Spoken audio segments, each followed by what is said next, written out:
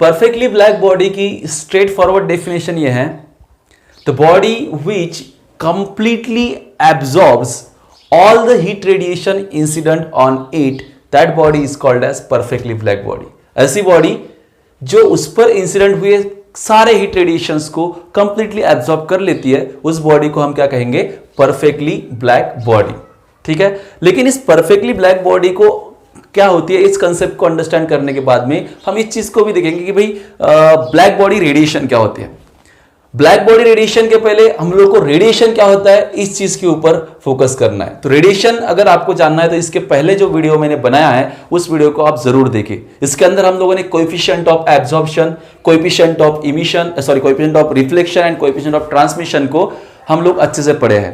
Coefficient of emission को हम next video में शायद देखेंगे, बाद में देखने वाले। ठीक है, लेकिन रेडिएशन की प्री आइडिया लेने के लिए आपको इसके पहले वाला वीडियो देखना पड़ेगा, उसके बाद ही आप परफेक्टली ब्लैक बॉडी को अच्छे से अंडरस्टैंड कर पाएंगे। ठीक है, तो सबसे पहले एक बार फिर से रिपीट करना चाहूंगा कि कोई बॉडी हीट को रेडिएट या कोई बॉडी रेडिएशन कब इमिट करती है, तो ध्यान से सुनो इस आंसर को। कोई बॉडी हीट को तब रेडिएट करती है, जनरली कोई भी बॉडी हीट को तब रेडिएट करती है जब उसका टेम्परेचर अपने सराउंडिंग के टेम्परेचर से कैसा हो जाओ, थोड़ा ज्यादा हो जाए। सराउंडिंग के टेम्परेचर के रिस्पेक्ट में अगर बॉडी का टेम्परेचर ज्यादा हो, then that body imitate the heat radiation, वो फिर बॉडी कोई भी हो।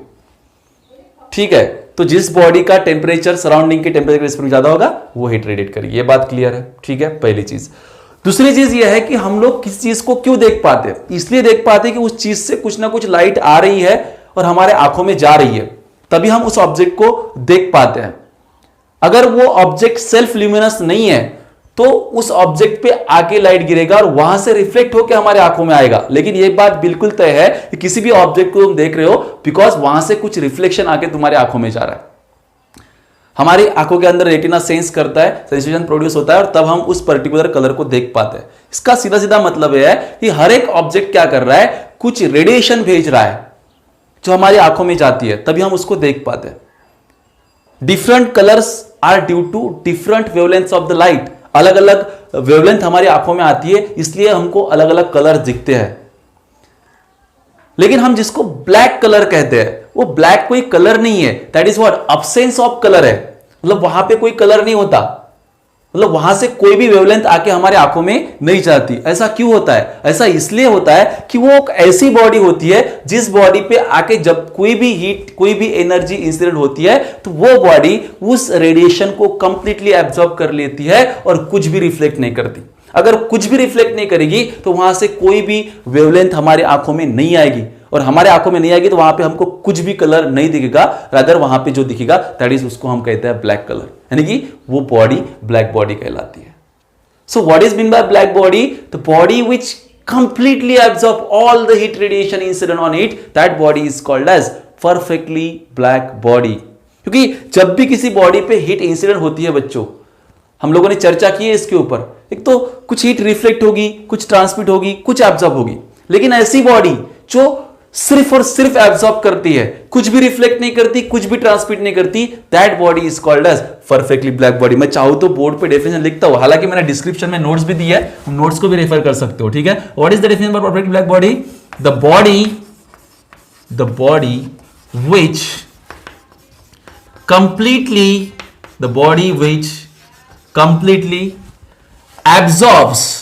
completely absorbs all the heat radiations incident on it is called as perfectly black body। ठीक है, तो जो बॉडी, मतलब मान लो हम कोई ऑब्जेक्ट देख पा रहे थे, क्योंकि कुछ मान लो लाइट, सन से लाइट आती थी, उस ऑब्जेक्ट पे गिरती थी, उस ऑब्जेक्ट से रिफ्लेक्ट होकर हमारे आंखों में जाती थी, तब वो ऑब्जेक्ट हमको दिखता था, तब पर्टिकुलर कलर हमको दिखता था। लेकिन अगर यहां से कुछ एनर्जी आए, इस पर गिरे रेडिएशन, वहां से ये ऑब्जेक्ट रिफ्लेक्ट ही ना करे तो हमको कुछ भी नहीं दिखेगा नहीं, मतलब क्या, उस चीज को हम क्या करते हैं कि वो ब्लैक कलर है, ब्लैक बॉडी है। समझ रहे हो? ब्लैक बॉडी, क्योंकि ये कंप्लीटली उस रेडिएशन को क्या कर रही है, एब्जॉर्ब कर रही है। ठीक है, जैसे अगर मान लो सन भी है हमारा, सन क्या कर रहा है, सन एनर्जी को रेडिएट करते जा रहा है। सन से यहां तक हीट रेडिएशन आ रहे हैं, तो सन को भी कुछ लोग क्या कर, कुछ लोग मतलब सन भी एक क्या है, ब्लैक बॉडी, क्योंकि वो कंटिन्यूअसली सारी वेवलेंथ को क्या कर रहा है, इमिट करते जा रहा है।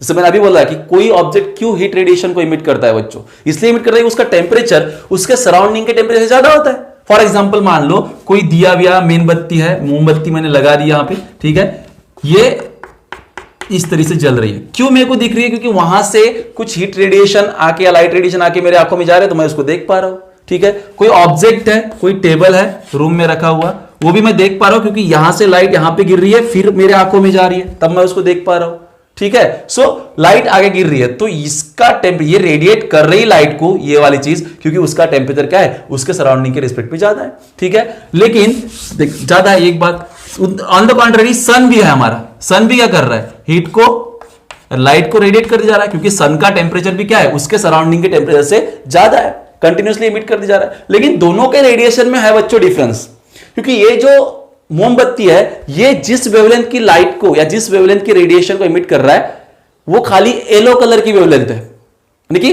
काफी सारी वेवलेंथ होती है, रेडिएशन बहुत तगड़ी वेवलेंथ में, मतलब बहुत ज्यादा रेंज है उसकी।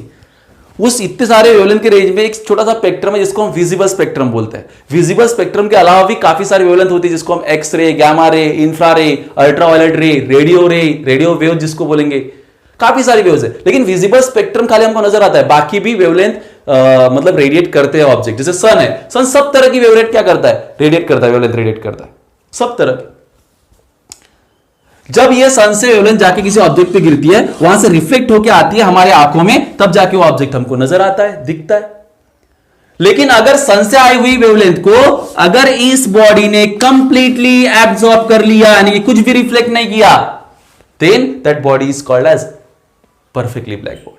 सो डेफिनेशन के ऊपर एक बार फोकस करेंगे बच्चों। The body which completely absorb all the heat radiation instead on it is called as perfectly black body. तो एक बात हमको समझ में आएगी, ये पूरे की पूरे हीट जो जिसके ऊपर उसके ऊपर जितनी हीट इंसिडेंट होगी, मान लो क्यू अमाउंट ऑफ हीट उसके ऊपर इंसिडेंट हुई, तो हमने लास्ट लेक्चर में देखा था कि ट्रांसमिट रिफ्लेक्शन वाला कंसेप्ट, तो वहां पे हम लोगों ने कोएफिशिएंट ऑफ एब्जॉर्प्शन को डिफाइन किया था, वो होता है QA अपॉन Q, अब amount of heat absorb by that body to the total amount of heat incident on it. तो यहां पे QA किसके बराबर होगा, Q के, क्योंकि पूरी की पूरी हीट एब्सॉर्ब की जा रही है, तो A की वैल्यू कितनी होगी 1। So the coefficient of absorption for perfectly black body कितना होता है बच्चों, 1 होता है।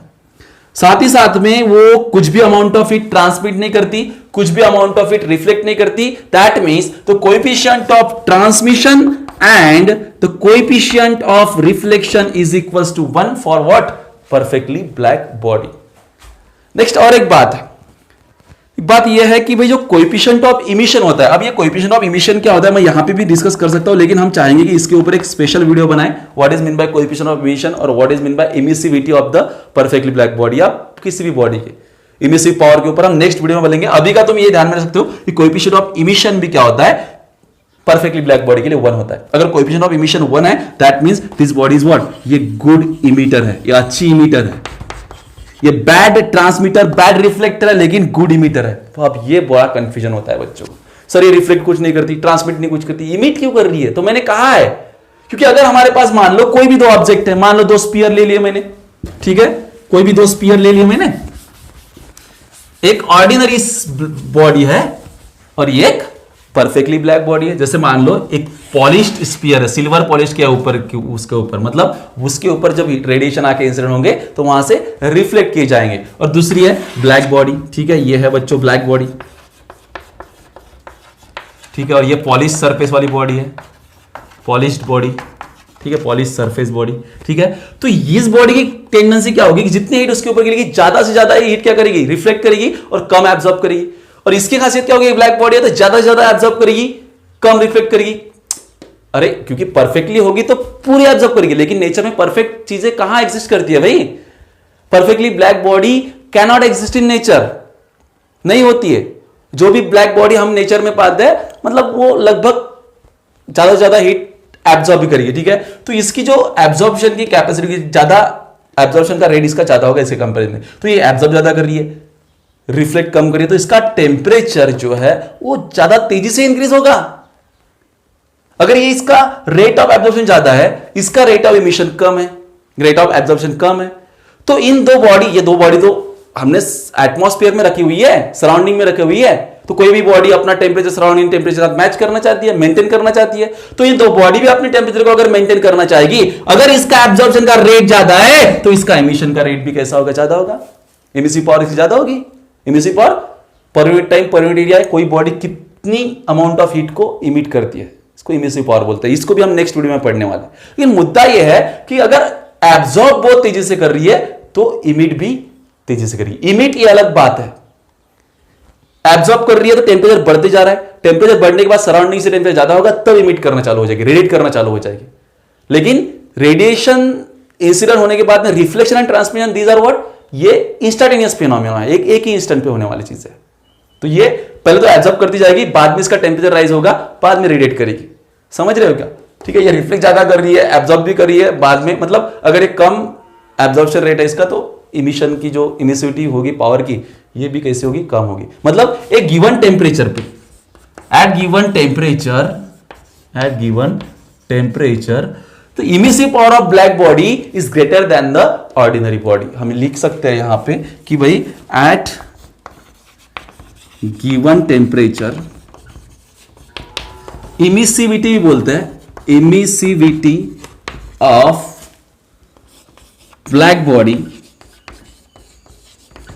is greater than other bodies, right?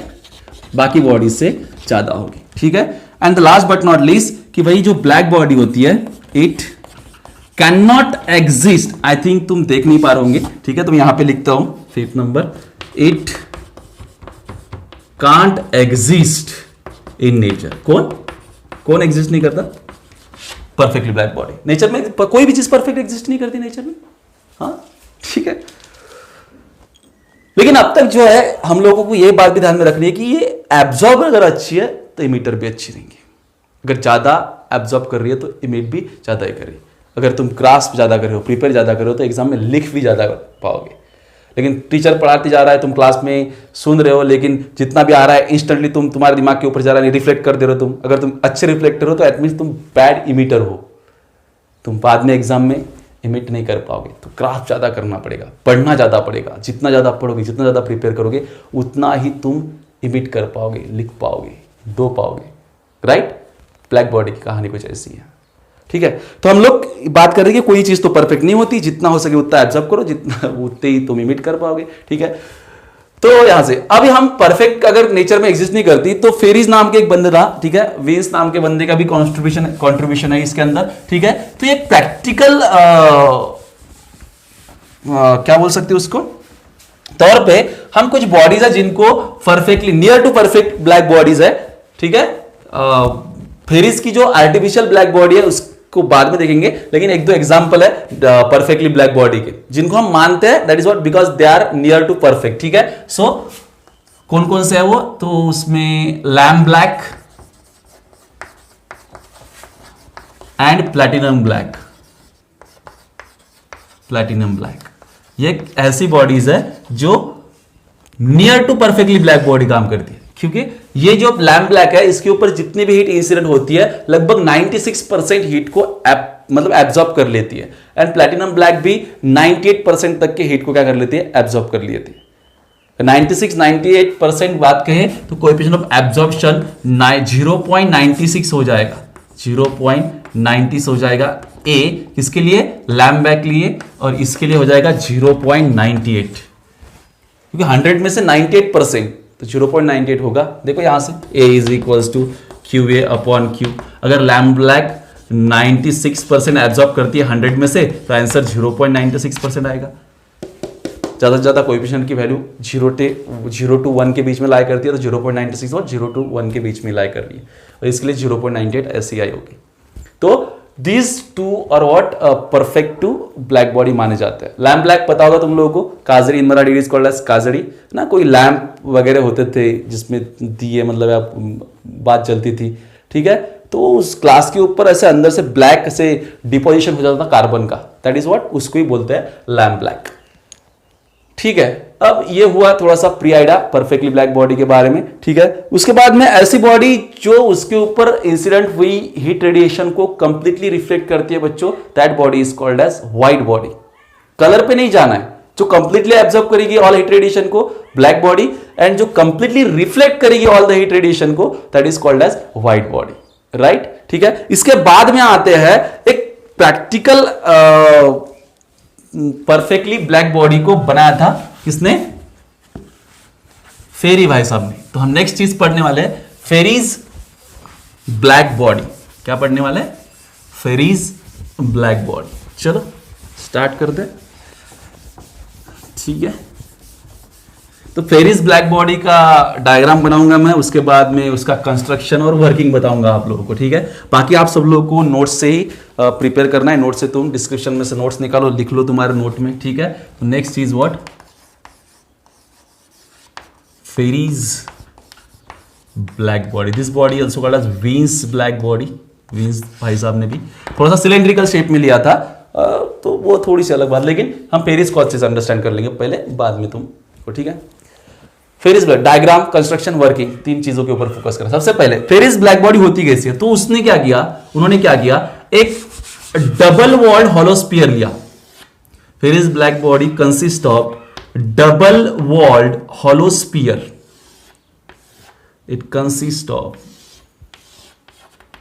Double walled hollow sphere with a hole called as aperture. यहां पे एक होल है, एक स्फीयर है, डबल वॉल हॉलो स्फीयर। ठीक है, और इस होल को हम कहते हैं एपरेचर। ठीक है, कुछ इस तरीके से। फर्स्ट पॉइंट ध्यान में आएगा तुम लोगों के। ठीक है, सेकंड पॉइंट में तुम बता सकते हो कि the outer surface of this sphere is silver polished and the inner surface is coated with a lamp black. मतलब जो अंदर वाला सरफेस है इसको कोट करके रखा हुआ है लैम्प ब्लैक को। अब लैम्प ब्लैक क्या है? Perfectly black body. अभी देखे हम लोगों ने। ठीक है, परफेक्टली ब्लैक बॉडी, इससे ऐसे इनर सरफेस कोट कर लिया। ठीक है, and outer surface is polished, मतलब इसके ऊपर आके अगर रेडिएशन गिरेंगे तो वो ज्यादा से ज्यादा रिफ्लेक्ट करेंगे। ठीक है, तो फर्स्ट पॉइंट था, क्या था first point? It consist of, लिखो या नहीं लिखो, कोई लिखने की जरूरत नहीं, ध्यान में रख सकते हो। It consist of double walled hollow sphere with a hole और एपर्चर। नेक्स्ट पॉइंट में लिख सकते हो the outer wall is polished and the inner wall is coated with a lamp black. Next third point तुम ये बता सकते हो कि जो वॉल है, दिस वॉल्स आर इवैक्यूएटेड, क्योंकि इसके अंदर जो है ये बिल्कुल भी कुछ रखा नहीं हमने, क्योंकि हीट लॉस को अवॉइड करने के लिए। हीट लॉस कैसे अवॉइड? क्योंकि अगर ये सॉलिड होगा तो कंडक्शन या फिर कन्वेक्शन के जरिए कुछ भी इसके अंदर रहता तो हीट का लॉस हो सकता था। So heat loss by conduction और कन्वेक्शन को अवॉइड करने के लिए हम लोगों ने इसको खाली रखा। This is what? Evacuated space. Evacuated space. ये डबल वॉल हॉलो स्फीयर है, double wall sphere, evacuated space. उसके बाद में अंदर वाला क्या है? लैम्प ब्लैक लगाया हुआ है, लैम्प ब्लैक। या आउटर पॉलिश्ड सरफेस या सिल्वर पॉलिश सरफेस। ठीक है, उसके बाद में और एक चीज है कि there is a conical projection opposite to the hole. ये जो होल है, इस होल के अपोजिट डायरेक्शन में हम लोगों ने एक कोनिकल प्रोजेक्शन लगाया हुआ है। ठीक है, इस तरीके से इसके ऊपर भी हम लोग लैम्प ब्लैक लगा देंगे।